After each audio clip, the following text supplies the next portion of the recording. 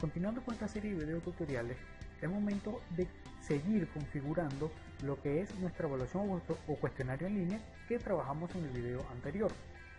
Es decir, en este momento vamos a agregar más preguntas a ese cuestionario. Por lo tanto, nos vamos a ir directamente al banco de preguntas.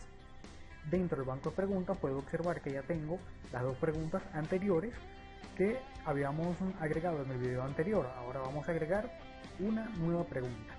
Para esto, fíjense que él me abre lo que es el módulo o el menú de opciones de los tipos de preguntas y yo debo seleccionar una de ellas. En este caso voy a mi diseño instruccional y voy a trabajar con una pregunta numérica cuyo nombre de pregunta es lo que es transformación al equivalente. Okay, voy a buscar mi pregunta numérica y le voy a dar agregar.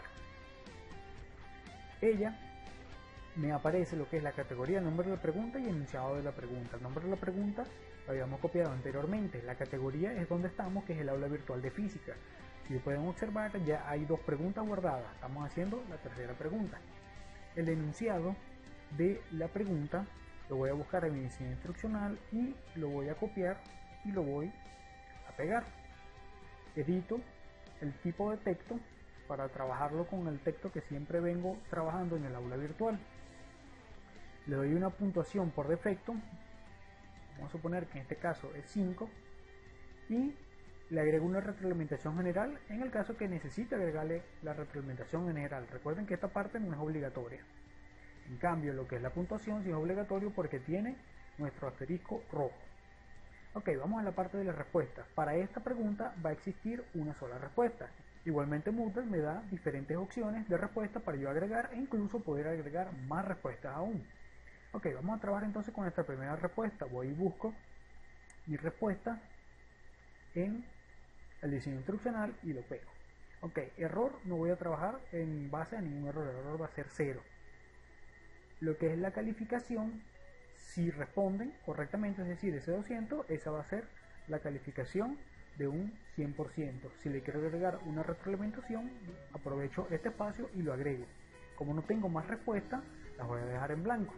Ahora voy al tratamiento de las unidades. Por ejemplo, la primera me dice que solo la respuesta numérica se calificará, no permitiendo unidades. Yo en mi caso voy a trabajar en base a unidades. La segunda es, se calificará la respuesta numérica más unidad, siendo opcional la última. Y la tercera, se debe indicar lo que es la unidad y se tendrá en cuenta en la calificación. Este es el caso que yo voy a utilizar porque aquí en mi diseño instruccional yo dije que mira, las unidades permitidas son estos dos. Entonces cualquiera de estas dos unidades que el estudiante escriba en la respuesta es correcta. Okay.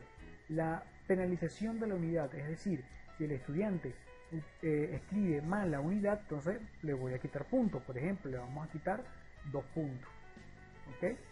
La respuesta a la unidad es en texto. Él va a escribir el texto porque también tengo una elección múltiple, yo le puedo dar varias elecciones o un menú emergente.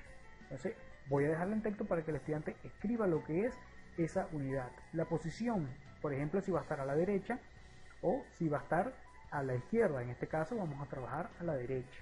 Posteriormente me aparecen lo que es las unidades. Entonces en la unidad el multiplicador por defecto es 1, es decir que si es correcta esa unidad, él va a mantener entonces el valor para esa unidad. Voy a buscar mi unidad, la voy a copiar en mi diseño instruccional y la voy a pegar. Pero como yo tengo otra posible unidad, es decir, el alumno puede escribir la M separada del grado Kelvin en este caso, entonces voy a agregar otro espacio en blanco.